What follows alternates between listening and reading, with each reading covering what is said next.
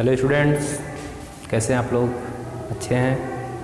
चलिए, अच्छा होना भी चाहिए।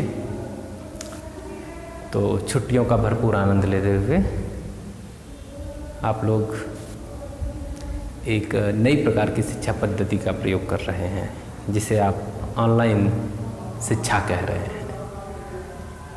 कि इस समय जो हमारा कॉलेज है या जो हमारा स्कूल है वह ऑनलाइन चल रहा है। ऑनलाइन के सिस्टम के जरिए हमारे स्कूल में पढ़ाई हो रही है। अच्छी बात है। ज़माने के साथ साथ अपने आप को बदलना चाहिए। अगर आप नहीं बदलेंगे अपने आप को तो आप पीछे रह जाएंगे। तो बात करते हैं हम लोग कुछ पढ़ाई लिखाई की। पिछली क्लास में हम लोग मात्रक और मापन के विषय में पढ़े थे, जिसमें मैंने आपको मापन के विषय में बताया था।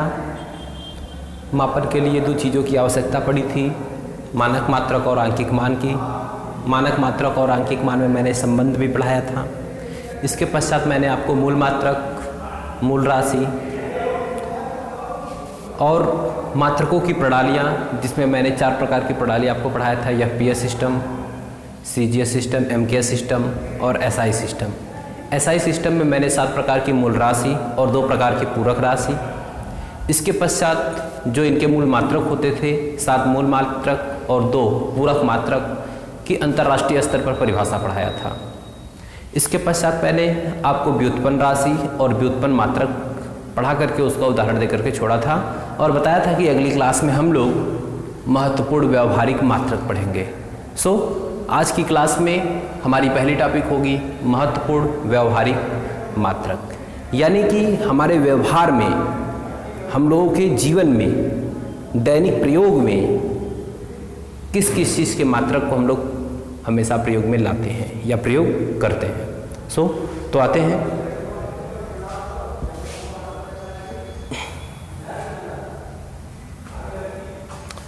तो महत्वपूर्ण व्यावहारिक मात्रक में सबसे पहली टॉपिक होगी हम लोग की लंबाई के मात्रक।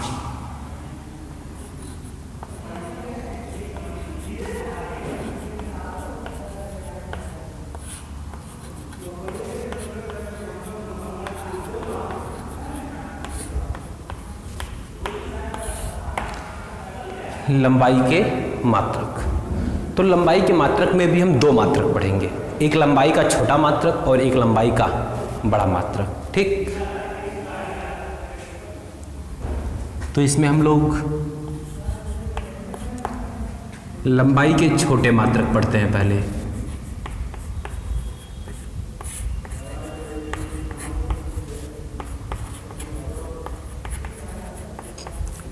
लंबाई के छोटे मात्रक।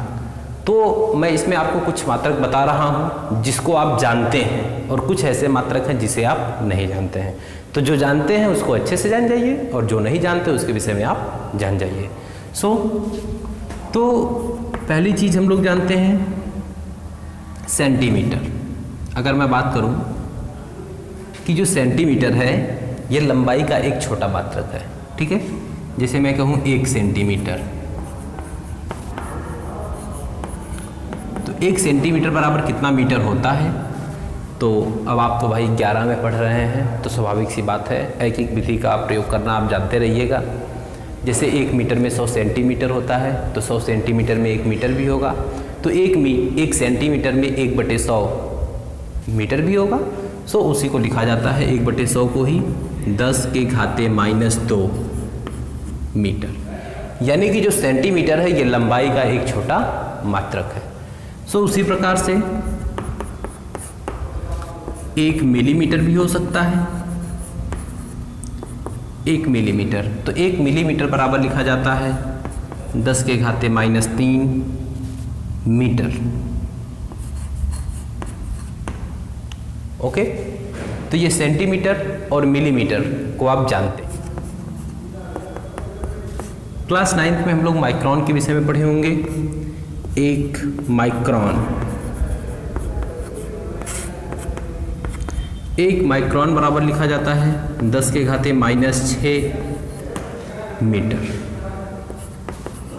4 आप जानते हैं 1 एंगस्ट्राम।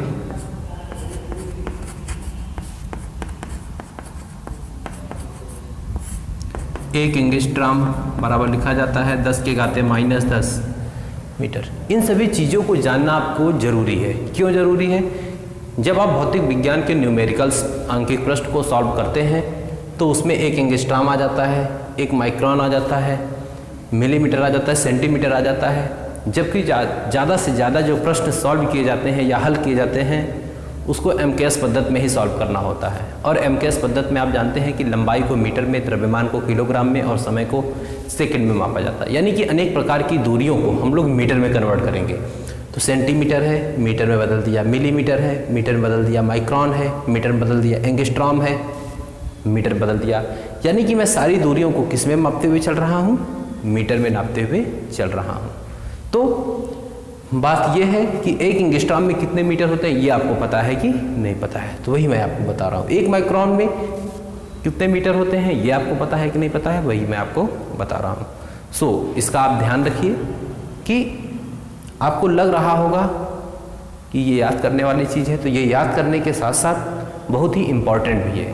क्योंकि जब आप प्रश्न को सॉल्व करते हैं तो आपको नहीं समझ में आता है कि 1 एंगस्ट्रॉम बराबर क्या लिखा जाए। आप 1 को देखते हैं, 2 को देखते हैं, 5 को देखते हैं, 1 2 5 लिख करके सवाल को सॉल्व कर देते हैं और रिजल्ट आपको नहीं मिल पाता है। जबकि ये ज्ञात होना चाहिए कि एंगस्ट्रॉम, माइक्रोन, मिलीमीटर, सेंटीमीटर को हमें मीटर में कन्वर्ट करना पड़ेगा।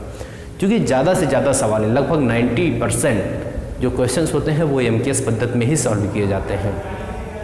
अगर बाकी किसी सिस्टम में सॉल्व करना होता है तो उसमें वो कह देता है या पूछ लेता है कि सेंटीमीटर में बताइए या CGS सिस्टम में बताइए। तो इस तरीके से हमें दूरियों का पता किस पद्धति में याद करना है वो पता चल जाता है। ठीक है, तो इसको आप जानते रहिएगा। अगली टॉपिक हम लोग पढ़ते हैं 1 नैनोमीटर।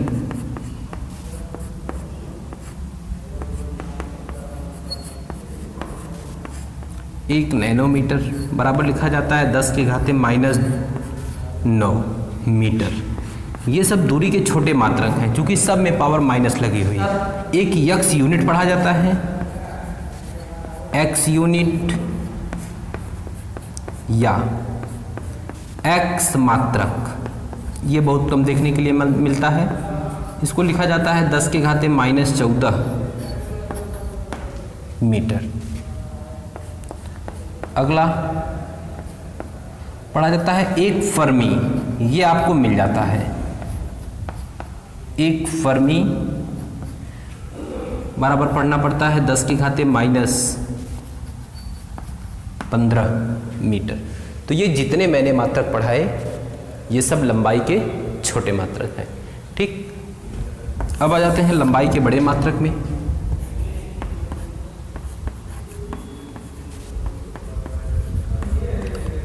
लंबाई के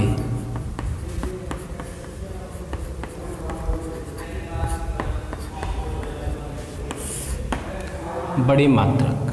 ठीक, ये था लंबाई का छोटा मात्रक जिसमें सब में 10 की घात जो है वो निगेटिव है। सबसे पहले इसमें हम लोग पढ़ते हैं किलोमीटर। 1 किलोमीटर, 1 किलोमीटर बराबर पढ़ा जाता है 1000 मीटर। 1000 मीटर या आप इसी को कहते हैं 10⁻³ मीटर। इसके पश्चात आप दैनिक बोलचाल की भाषा में मील पढ़े होंगे। 1 मील,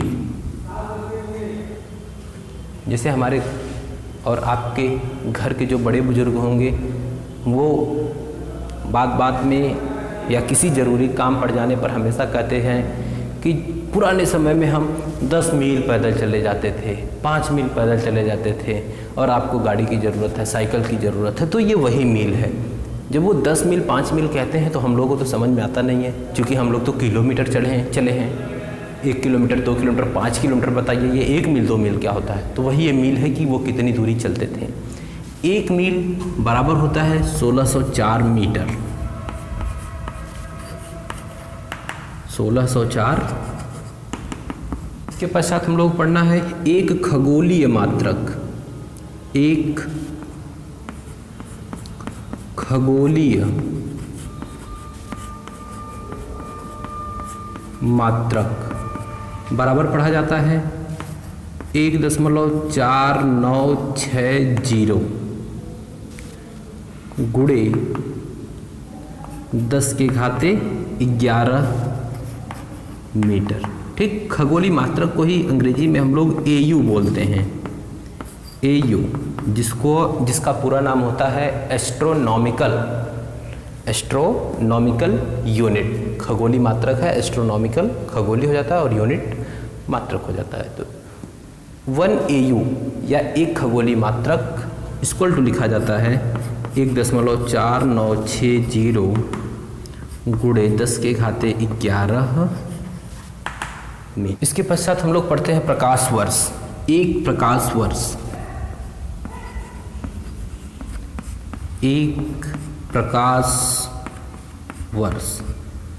वर्ष के विषय में हम लोग पहले से ही जानते हैं कि प्रकाश द्वारा एक वर्ष में जो चली गई दूरी होती है वह एक प्रकाश वर्ष कहलाती है। ठीक है, तो एक प्रकाश वर्ष बराबर हम लोग पढ़ते हैं 9.46 गुणे 10 के घाते 15 मीटर, और इसी को आप कहीं कहीं पढ़ेंगे 10 के घाते 16 मीटर। लेकिन सर ये लगभग में होता है, अप्रॉक्सीमेट वैल्यू ये होती है। ठीक है, तो ये एक प्रकाश वर्ष वर्ष को देख करके समय, जैसे बहुत लोग कह देते हैं कि प्रकाश वर्ष जो है वो समय का मात्रक है, तो नहीं, प्रकाश वर्ष समय का नहीं, प्रकाश वर्ष दूरी का मात्रक है। ठीक है, तो ये एक प्रकाश वर्ष बराबर 9.46 गुणे 10 के घाते 15 मीटर, या इसी को 10 के घाते 16 मीटर लगभग में कहा जाता है। ठीक, अगला एक पारसेक पढ़ना है। एक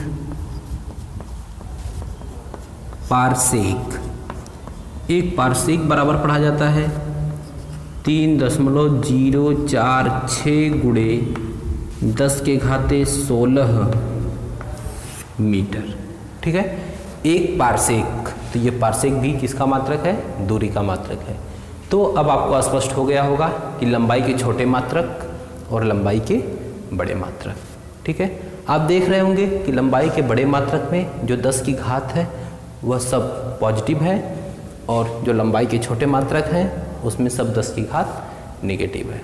तो ये लंबाई के छोटे मात्रक हो गए और वो लंबाई के बड़े मात्रक हो गए। इसी प्रकार से द्रव्यमान के भी हैं और इसी प्रकार से समय के भी हैं। तो अगली टॉपिक में हम लोग पढ़ेंगे द्रव्यमान के मात्रक। नंबर 2 हम लोग पढ़ेंगे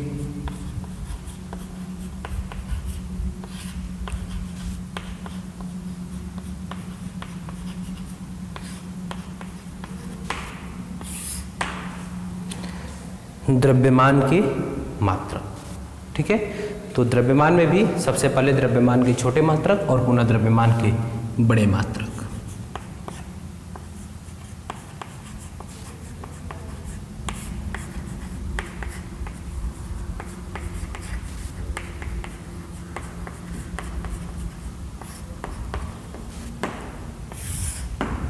द्रव्यमान के छोटे मात्रक हैं ग्राम। 1 ग्राम,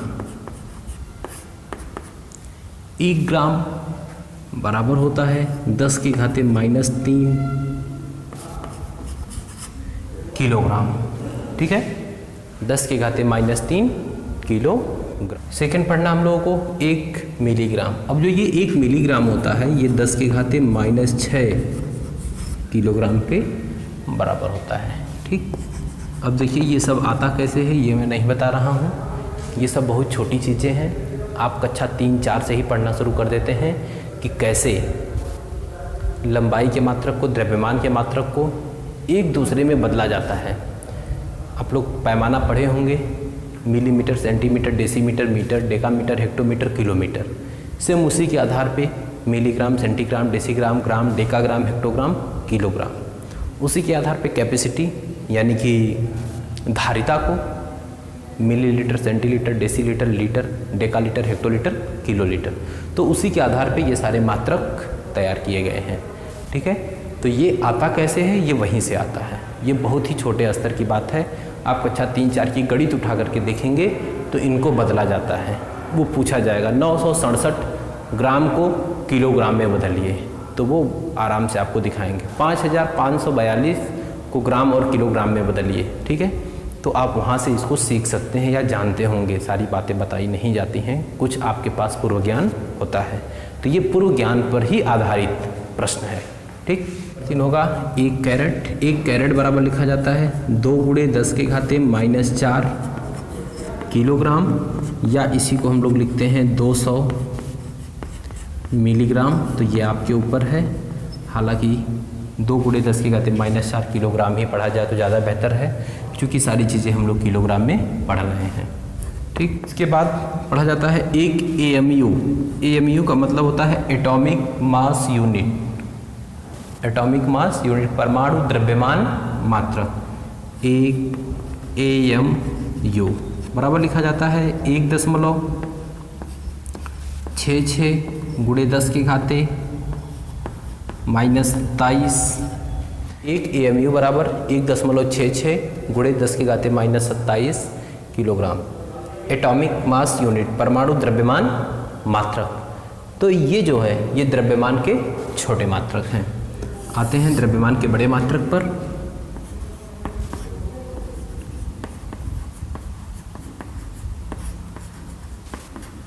द्रव्यमान के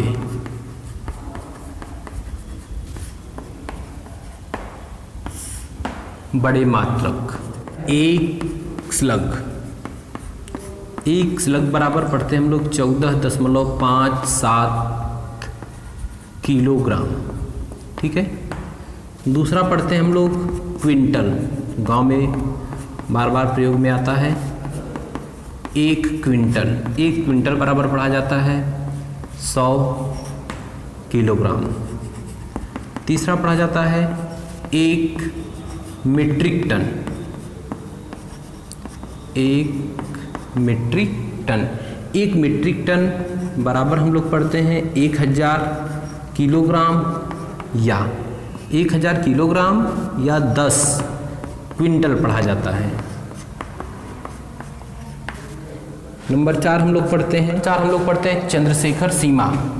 चंद्रशेखर सीमा, जिसको अंग्रेजी में या संकेत के रूप में हम लोग लिखते हैं 1 CSL। 1 CSL बराबर लिखा जाता है 1.4 × सूर्य का द्रव्यमान। सूर्य का द्रव्यमान। तो ये चंद्रशेखर लिमिट यानी कि चंद्रशेखर सीमा। तो 1.4 × सूर्य का द्रव्यमान आपको दे देगा, आप आराम से चंद्रशेखर सीमा फाइंड आउट कर लेंगे या पता लगा लेंगे। तो इस प्रकार से मैंने आपको बताया द्रव्यमान के छोटे मात्रक और द्रव्यमान के बड़े मात्रक। समय के मात्रक।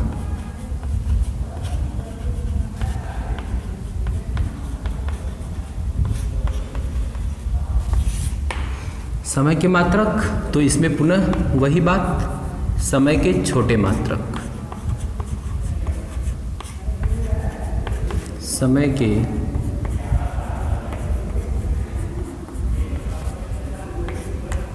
छोटे मात्रक। समय के छोटे मात्रक में हम लोग नंबर 1 पढ़ेंगे 1 मिली सेकेंड। 1 मिली सेकेंड बराबर पढ़ा जाता है 10 के घाते -3 सेकेंड। ठीक, एकदम पीछे वाले टॉपिक के आधार पे। दूसरा पढ़ा जाता है माइक्रो सेकेंड। 1 माइक्रो सेकेंड, इसको हम लोग पढ़ते हैं 10 के घाते -6 सेकेंड। माइक्रो के बाद हम लोग पढ़ते हैं nano second. 1 nano second. 1 nano second बराबर हम लोग पढ़ते हैं 10 के घाते -9 सेकेंड। इसके पश्चात हम लोग पढ़ते हैं picosecond. 1 picosecond. 1 picosecond बराबर पढ़ा जाता है 10 के घाते -12 सेकेंड। सेक पढ़ा जाता है 1 सेक। 1 सेक बराबर हम लोग पढ़ते हैं 10 के घाते -8 सेकेंड। तो इस तरीके से यह लंबाई के इस तरीके से ये समय के छोटे मात्रक हो गए। इसी प्रकार समय के बड़े मात्रक, समय के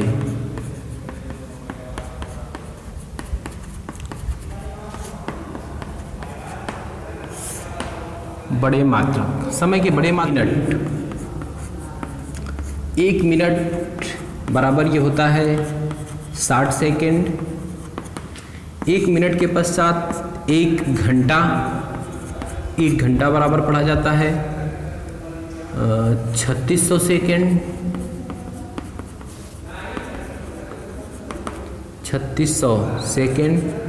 इसी प्रकार 1 दिन पढ़ा जाता है, 1 दिन बराबर, तो आप गुणा कर लीजिए, 1 दिन में 24 घंटे होते हैं, 24 घंटे में 24 गुणे 60 मिनट होंगे और 24 गुणे 60 गुणे 60 सेकेंड होंगे, 86,400 सेकेंड। इसी प्रकार से आप वर्ष को गिन लीजिए। 1 वर्ष 3.1536 गुणे 10 के घाते 7 सेकेंड।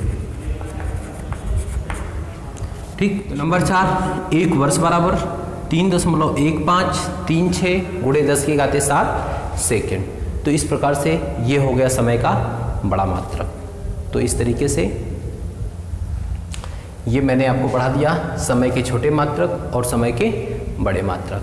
तो इस तरीके से मैंने आपको लंबाई, द्रव्यमान एवं समय के छोटे मात्रक और बड़े मात्रक, तीनों मात्रक अलग अलग पढ़ाए। इन मात्रकों का प्रयोग न्यूमेरिकल या आंकिक प्रश्न को सॉल्व करते समय यूज या प्रयोग किया जाता है। ओके, चलिए अगली टॉपिक हम लोगों को पढ़ना है लंबाई का मापन। तो जो लंबाई का मापन होता है, इसमें हम लोग अधिक से अधिक दूरी को भी नापते हैं और कम से कम दूरी को भी नापते हैं। तो प्रायोगिक विधि के द्वारा अल्प दूरियों को मापने का हम लोग प्रैक्टिकल या प्रयोग करते हैं।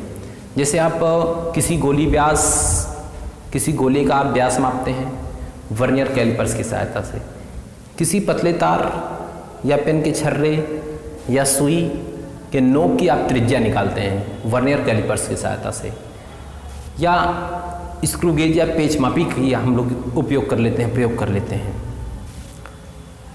किसी गोली दल की वक्रता त्रिज्या निकाल ली जाती है गोलाई मापी की सहायता से। तो जो छोटी मोटी दूरियां होती हैं उसको हम लैब में, प्रयोगशाला में वर्नियर कैलिपर्स, पेच मापी या गोलाई मापी का प्रयोग करके अल्प दूरियों का तो मापन कर लेते हैं, लेकिन स्क्रू गेज, वर्नियर कैलिपर्स या गोलाई मापी की सहायता से बहुत बड़ी दूरी तो नहीं नाप सकते हैं। तो बहुत अधिक दूरियों को या लंबी दूरियों को मापन के प्रयोग के लिए अनेक प्रकार की विधियों का प्रयोग किया जाता है, जिसमें एक विधि है लंबन विधि। लंबन विधि में होता क्या है कि दूर स्थित किसी ग्रह या सूर्य, चंद्रमा से आपके बीच की दूरी को मापा जाता है। ठीक है, तो आप थोड़ा सा सोचिए या प्रयोग करिए कि आप कोई प्रेक्षण बिंदु ले लीजिए। तो प्रेक्षण बिंदु लेने से अच्छा है कि मैं ये चाक ले लेता हूँ, या आप अपने हाथ में पेन लिए होंगे या पेंसिल लिए होंगे, तो पेन या पेंसिल को ले लीजिए। आप पेन या पेंसिल को अपने सामने रख करके आप अपनी बाईं आँख को बंद करिए तो दाहिनी आँख से देखिए, और दाहिनी आँख को बंद करिए तो बाएं आँख से देखिए। तो आप देखेंगे कि जो प्रेक्षण बिंदु होता है उसकी स्थिति बार बार क्या होती है, बदलती रहती है। बायां बंद करेंगे तो दाहिने से दूसरी जगह दिखाई पड़ेगा, दाहिना बंद करेंगे तो बाएं से वह दूसरी जगह दिखाई पड़ेगा। तो आप देखेंगे प्रेक्षण बिंदु की स्थिति में क्या हो रहा है, परिवर्तन हो रहा है। तो प्रेक्षण बिंदु के सापेक्ष स्थिति में जो परिवर्तन होता है वही क्या कहलाता है, लंबन कहलाता है। ठीक है, और जब लंबन कहलाता है तो ये बात हो गई लंबन की। ठीक है, तो जो ये प्रेक्षण बिंदु है ये हमारे आंखों के बीच की जो दूरी है इसी को, यानी कि जो आपकी स्थितियां थी उन्हीं स्थितियों के बीच की जो दूरी होती है, स्थितियों के बीच की जो दूरी होती है उसी को आधारक कहा जाता है। ठीक है, और आधारक के द्वारा प्रेक्षण बिंदु पर जो बनने वाला कोण है वही क्या है, थीटा है, जिसको लंबन कोण कहा जाता है। ठीक, अब ये जो लंबन कोण होता है ये इतना छोटा होता है कि इसे मापना जो है असंभव होता है। तो इसके लिए करते क्या है कि जो ये बिंदु होते हैं ए और बी, तो इस बिंदु यस के सापेक्ष दो बिंदु यस डैश ले लेते हैं, यस डैश लेते हैं और ए और बी से उसको मिलाते या देखते हैं। तो इस पर जो कोण बनता है, एक बनता है θ1 और दूसरा बनता है θ2। तो जो ये θ1 और θ2 का योग होता है वो लंबन कोण थीटा के बराबर होता है, यानी कि θ बराबर θ1 प्लस θ2। ये लंबन कोण की क्या होता है, इक्वल। तो इस स्थिति में जो ग्रह, सूर्य, चंद्रमा और प्रेक्षक के बीच की दूरी d होती है। d बराबर फार्मूला लिखा जाता है b अपान थीटा। तो b अपान थीटा, b तो आधारित दूरी हो गई, यानी कि जिन दो बिंदुओं से आप देख रहे हैं उन दोनों बिंदुओं के बीच की दूरी, और ये जो कैपिटल D है जिसको आप देख रहे हैं वहां से और जहां से देख रहे हैं वहां के बीच की दूरी, capital D equal to b upon theta बराबर क्या लिखा जाता है, थीटा 1 प्लस थीटा 2। तो लंबन विधि का यही एक सूत्र निकल करके आता है, जिसकी सहायता से हम दूर स्थित किसी ग्रह, सूर्य, चंद्रमा की दूरी को माप लेते हैं। ओके, तो इसे आप वैसे ही फिगर बना करके ड्रा कर लीजिए, सिर्फ हमें इसमें फार्मूले की ज़रूरत होती है। तो capital D equal to b upon theta 1 plus theta 2, जो d यही दूरी होती है, पता करना होता है। b आधारक दूरी होती है, थीटा 1 और थीटा 2 ये लंबन कोण होते हैं। ठीक है, थीटा 1 प्लस थीटा 2 के स्थान पर लंबन कोण को रखा जा सकता है। ओके, नंबर 2 हम लोगों को पढ़ना है प्रतिध्वनि विधि।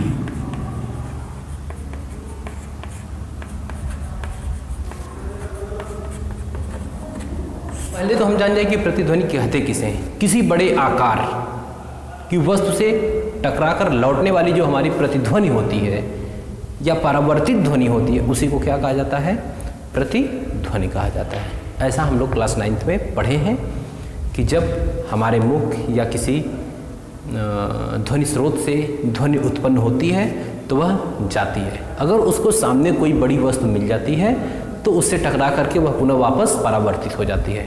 तो जो परावर्तित ध्वनि होती है उसी को प्रतिध्वनि कहा जाता है। ठीक, तो अब प्रतिध्वनि की सहायता से लंबी दूरियों का मापन कैसे किया जाता है, तो इसमें तो हम लोग ये भी जानते हैं कि प्रतिध्वनि होने के लिए कम से कम ध्वनि स्रोत और परावर्तक के बीच की जो दूरी होती है वो लगभग 17 मीटर होनी चाहिए। मैं मान लेता हूँ कि कोई एक बंदूक है, बंदूक से गोली निकलती है, वो सामने जाती है और परावर्तक सतह से टकराती है। तो मान लेता हूँ कि जो गोली जा रही है वो v वेग से जा रही है और जो हमें प्रतिध्वनि सुनाई देती है वो t सेकेंड में सुनाई देती है। बंदूक और सामने परावर्तक सतह की जो दूरी है वो यस है, यानी कि v वेग से t समय में यस दूरी वो तय करती है। तो सुनाई देने का मतलब दूरी यस तय करके गई होगी और पुनः यस दूरी तय करके आई होगी। तो उसने दूरी कितनी तय किया, 2s।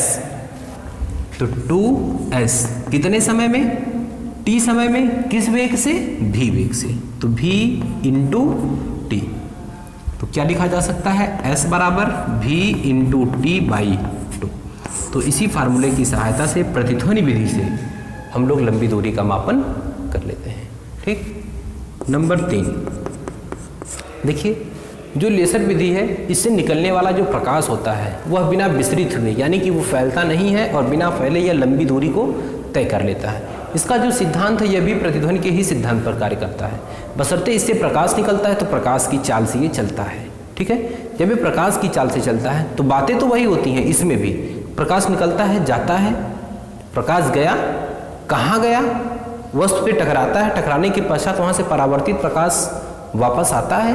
तो मान लेता हूँ कि ये c वेग से जाता है और t सेकेंड में पहुँचता है और दूरी इसने कितना तय किया, s।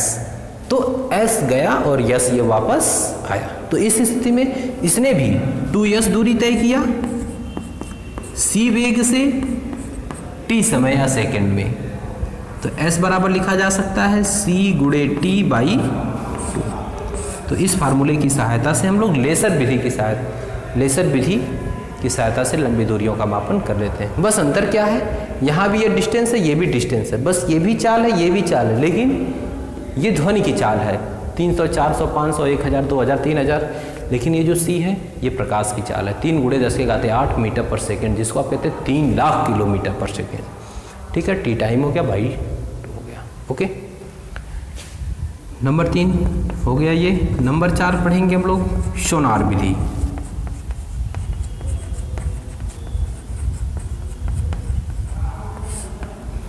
सोनार विधि का जो प्रयोग होता है वो बड़ी बड़ी जहाज़ों में होता है। जब बड़ी बड़ी जहाज़ें समुद्र के ऊपर तैरती हैं तो हम लोग ये भी जानते हैं कि समुद्र का आधा भाग समुद्र के नीचे डूबा रहता है, तो निचला भाग किसी वस्तु से टकराए, इसका पता लगाने के लिए सोनार विधि का प्रयोग किया जाता है। इससे निकलने वाली जो पराश्रव्य तरंगें होती हैं वो पानी के अंदर जाती हैं और बर्फ़ के टुकड़े किसी बड़े डूबे हुए जहाज से परावर्तित होकर के वापस आती हैं। तो ये भी जाती हैं और वापस आती हैं, दोगुनी दूरी तय करती हैं। चाल को भी मान लेते हैं और लिया गया समय t मान लेते हैं। तो इसमें भी दूरी कितनी हो जाती है 2s equal to v into T. तो s इक्वल टू लिख लिया जाता है v इंटू टी बाई। तो इससे भी दूरी का पता चल जाता है कि तैरते हुए जहाज और डूबे हुए जहाज या बर्फ़ के टुकड़े या किसी उभरी हुई चट्टान के बीच की कितनी दूरी है। तो इन 3-4 फार्मूलों की सहायता से हम लोग लंबी दूरियों के मापन का पता लगा लेते हैं। और मैंने शुरू में ही बता दिया कि छोटी दूरियों का मापन करने के लिए वर्नियर कैलिपर्स, स्क्रू गेज और गोलाई मापी का प्रयोग किया जाता है। ठीक है, तो उसको हम लोग प्रयोगशाला यानी कि लैब में पढ़ लेते हैं, बाकी इसको क्लासरूम में हमने पढ़ लिया। ठीक, ओके, इसे आप नोट कर लीजिए।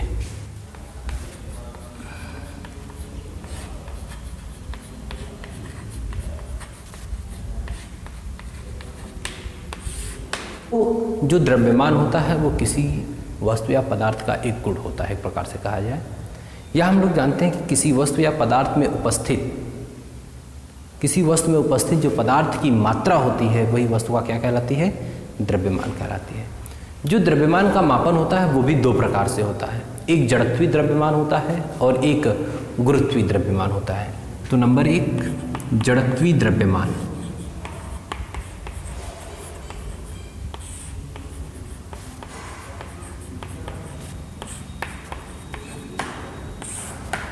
जड़त्वीय द्रव्यमान 9th में हम लोगों ने जड़त्व पढ़ा है।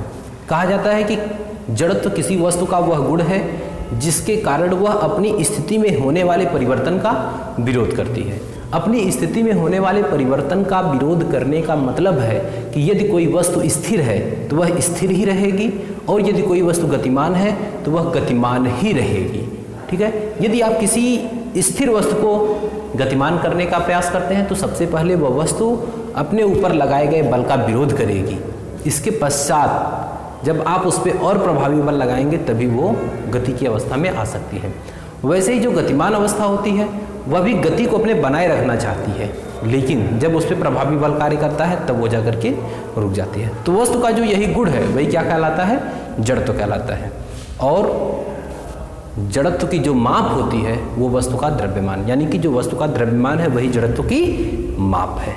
ओके, तो कहा जाता है कि किसी वस्तु पर कार्यरत या लगाया गया बाह्य बल, किसी वस्तु पर कार्यरत या लगाया गया बाह्य बल F और उसके कारण वस्तु में उत्पन्न त्वरण का जो अनुपात होता है वही जड़त्वीय द्रव्यमान कहलाता है। ठीक, तो हम लोग न्यूटन के दूसरे नियम से पढ़े हैं F बराबर m इंटू ए होता है, तो m बराबर हो जाता है F अपन A, जो क्या बताता है कि वस्तु पर लगाए गए बल F और उसमें उत्पन्न त्वरण A का जो अनुपात है वही जड़त्वीय द्रव्यमान है। तो मान लेते हैं कि माना लगाया गया बल F तथा वस्तु में उत्पन्न त्वरण A है, तो वस्तु का जड़त्वीय द्रव्यमान क्या हो जाएगा, F बराबर होता है m इंटू ए, तो m बराबर हो जाएगा F अपान A। तो जो m है यही जड़त्वीय द्रव्यमान है, लगाए गए बल F और वस्तु में उत्पन्न त्वरण A का क्या है, अनुपात है। नंबर 2 हम लोग पढ़ेंगे गुरुत्वीय द्रव्यमान।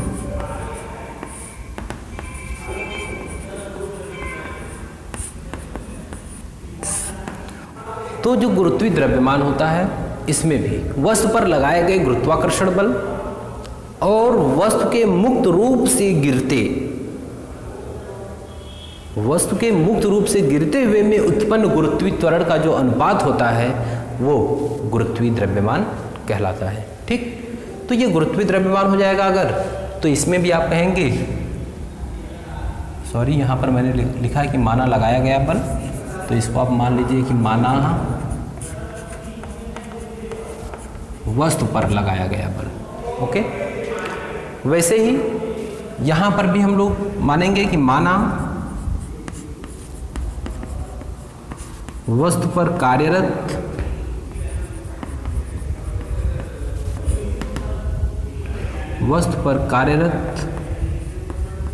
गुरुत्वाकर्षण बल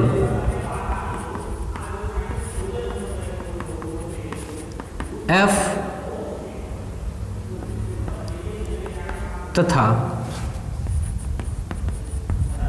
वस्तु में उत्पन्न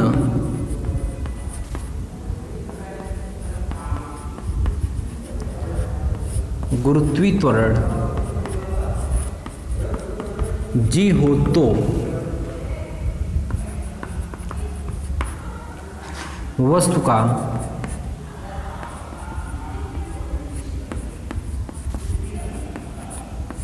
का गुरुत्वीय द्रव्यमान। तो उसका गुरुत्वीय द्रव्यमान F बराबर हम लोग जानते हैं m इंटू जी होता है, तो m बराबर लिखा जा सकता है F अपान जी, m बराबर F अपान जी। तो जो ये F अपान जी होता है ये गुरुत्वीय द्रव्यमान हो जाता है, और जो F अपान ए होता है ये जड़त्वीय द्रव्यमान हो जाता है। ओके, तो ये था द्रव्यमान का मापन। ओके, कि समय का मापन कैसे किया जाता है।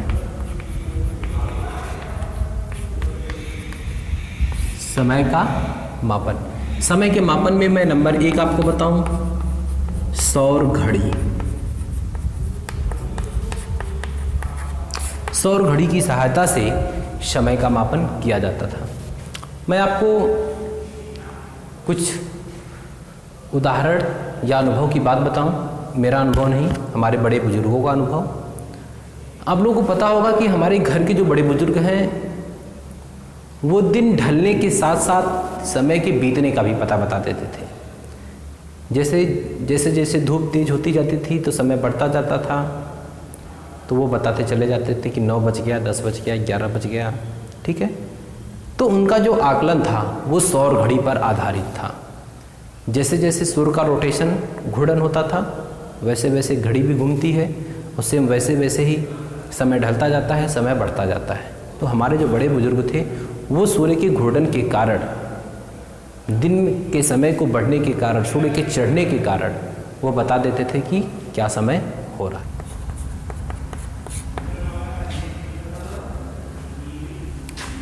नंबर 2, विद्युत दोलित्र।